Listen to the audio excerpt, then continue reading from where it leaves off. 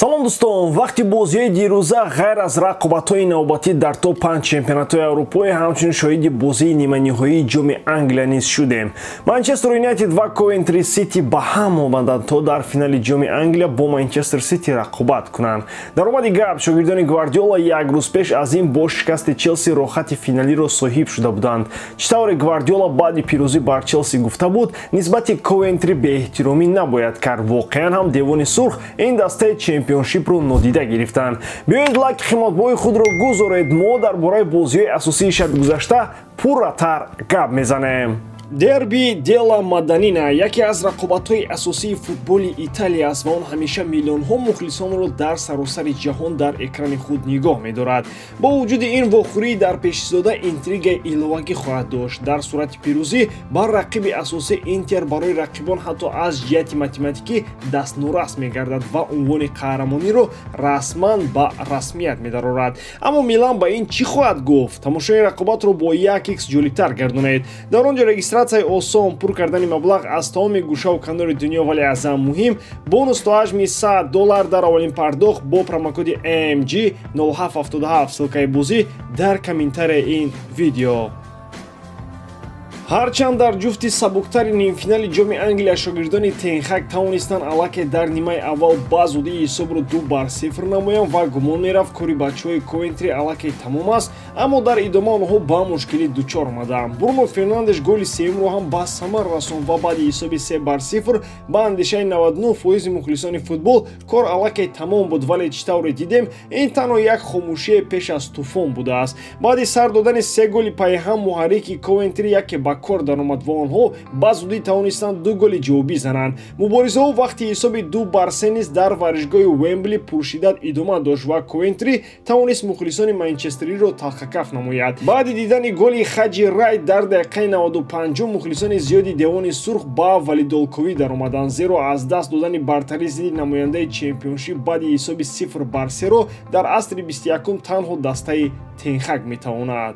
Агар Манчестер дар ин бозӣ шикаст мехӯрд, ба назарам Тенхагро аз варзишгоҳ рост ба хона гусел мекарданд, вале хушбахтона барои мухлисони МЮ корто ба силсила зарбаҳои пеналти расид ва ин ҷо бахт ба ҷониби девони сурх хандид. Ҳарчанд ки зарбаи нахусти Каземиро аз пеналти гол нашуд, вале дар идома ду бозингари Ковентри аз пеналти иштибоҳ намуда ва Манчестер Юнайтед рохати финалии ҷоми Англияро 2 мавсим пайҳам ба даст овард. Дастаи Тенхак соли дуюм пайҳам дар финали ҷоми Англия зидди Манчестер Сити бозӣ мекунад ва агар чунин бозиаш бошад, дар дуюмин финал пайҳам шикаст мехӯрад. Баъди нишон додани чунин ҷасорату маҳорат назди дастаи 8-уми чемпионшип бошад, аҳсан мегӯем. Дастаи шикастхӯрда аз МЮ дар марҳилаи чорякниҳоии ҷоми Англия бошад то ҳол дар пойгаи қаҳрамонӣ боқӣ мемонад. Ҳарчанд ки баъди бохти хонагии дардовар аз Пелас умеди бисёре аз мухлисонашро Ливерпул ба қавле хунук кард, вале ин навбат дастаи клуб дар сафар ба зудӣ 3 холро соҳиб шуд. Пирӯзии муҳими сурхон зидди Фулхэм ин тимро на танҳо аз рӯи холҳо бо Арсенали даъвогар ба қаҳрамонӣ баробар кард, балки ҳамчунин шӯълаи умедро дар роҳи қаҳрамонии хайрбодӣ бо клуб фурӯзон намуд. Вале як холи ками шаҳриёни Гвардиола ва як бозӣ дар эҳтиёт метавонанд ин ормониҳоро пурра ба нестӣ барад. Чӣ тавре дар рафти ин бозӣ дидем, Трент Александр-Арнолд баъди бозгашти деринтизори хеш ба майдон на танҳо аз асискуниҳо даст накашид, балки аз ин пас голзаниҳоро низ идома медиҳад. ҳисоби бозиам бо голи задани Трент кушода шуд, вале Тимоти Кастан ба зудӣ тавонист ҳисобро баробар кунад. натиҷаи 1-1 пеш аз танаффус бачаҳои клубро ҳеҷ озурда накард. Онҳо аллакай баъди дамгирии 15-дақиқагӣ ба майдон омада таъби мухлисони лондониро дар заминашон малол карданд. 2 голи пайҳами Ливерпул дар иҷрои Райан Гравенберг ва Жота кафили пирӯзии деринтизор ва холҳои даркорӣ шуданд. Инак баъди ин пирӯзии муҳим Ливерпул бо 74 хол ба Арсенал баробар шуд ва аз ҳама муҳим, агар бачаҳои Артета ва Пеп дар ягон бозие иштибоҳ кунанд, барои сурхон кор ҳама ҷонон мешавад. барзами рақобатҳои пуршиддати ҳамешагӣ дар футболи Англия диша ба назарам ҷолибтарин бозии ҳафта дар кишвари Олмон паси сар гардид. Варзишгоҳи Сигнал Идуна Парк Байери Неверкузен ё худ ношикастро қабул намуд ва гирди деворҳои зарди Дормунд ҳамагол шоҳиди як шоу шуданд. баъди ин бозӣ аллакай метавон гуфт ки Байери Ливеркузен воқеан ҳам ношикаст асту истилои Ферги таймро дигар расман бояд ба Хаби тайм иваз кард. Зеро Байер боз дучори шикаст нашуд ва суоли оддӣ ва ҳамешагӣ он аст ки чӣ гуна бачаҳои Алонсо шикаст намехӯранд. Ин ҳам суолест ки ба назарам ин мавсим беҷавоб мемонад. Бар рақобат зидди Боруссияи Дормунд Байери Ливеркузен ба ҳайси қаҳрамон омода буд, вале барояшон ҳифз кардани нишондоди рекордӣ аз рӯи шумораи бозиҳои бидуни шикаст шарту зарур дониста мешуд. ҷоизаи қаҳрамонӣ ҳеҷ куҷо намерафт, вале рекордҳои таърихиам бояд ки мустаҳкамтару барқарор бошанд. маҳз ба ҳамин хотир муборизаҳоам то ба охир пуршиддат идома ёфтанд. дар ин бозӣ агарчи чанде аз бозингарони асосии дорусозон ба истироҳат фаро гирифта шуда буданд, вале зидди Дормунд бачаҳои дигари Хаби Алонсо ҳам ҳеҷ камӣ надоштанд. гарчанде дар рафти фурсатҳои нахуст бозӣ талошҳои дастҳо баҳри голзанӣ самар надод ва баъди қоидавайронкуниҳо нисбати ҷарамии Фрипонг ҳам ягон бор пеналти таъин нашуд, кор ба ҳамин тамом нашуд. вақте Никлас Фюлкрук дар дақиқа 81 ба задани гол даст ёфт, гумон мерафт ки ҳамагон шоҳиди аввалин бохти Байер дар ин мавсим мешаванд. бозам иродаи қаҳрамонии ин даста ва идомаи афсонаи бемағлубият ҷамъбаст кардани мавсим ҳаргиз бозингарони Байерро таслим намекард. Хаби Алонсо футболбозони асосиро ба майдон овард то ба рекордҳо умри тӯлонитар бубахшад. билохира баъди талошҳои тӯлонӣ дар дақиқаи 7 иловашуда Йосип Станишич ба задани голи ҷавобии даст ёфт. ин маънии онро дошта буд ки Байер дар сониҳаҳои охир бозам аз бохт наҷот ёфт ва 45 бозӣ пайҳам талхии бохтро намечашад.